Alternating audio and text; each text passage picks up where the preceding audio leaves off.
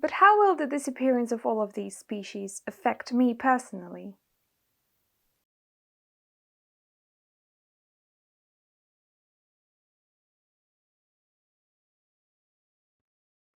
How will the disappearance of species affect me? Well, of course, the disappearance of species will affect us all. We're absolutely reliant on functioning ecosystems to provide our food and other resources.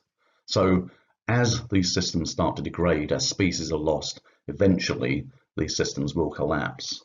And people have known about this for decades. One of the best analogies for the loss of species and its impact on us is the rivet popping hypothesis, presented by Paul and Anne Ehrlich back in the 1980s.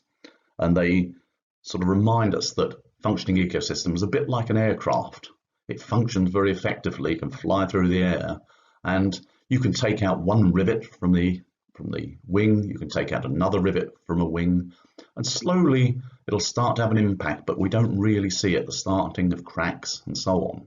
But eventually you'll take out one too many rivets, and by that they're talking about species, and the whole structure collapses. And that's perhaps a really good way of thinking about this. It's a slow process. It's one in which we really don't see the damage taking place until it's too late. Our planet is a living system. Every part of it has a role and is interconnected with the others through evolution and through living together. Now, if you take away some parts of it, the system collapses or loses its resilience to change. So when we lose a piece, the system becomes less resilient and much more open to suffer with change. And we can see that we are witnesses to catastrophic events like fires and floods and the pandemic.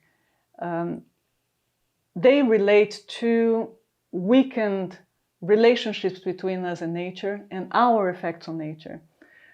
We depend on nature for food, for water, for food production, for regulating and controlling disease.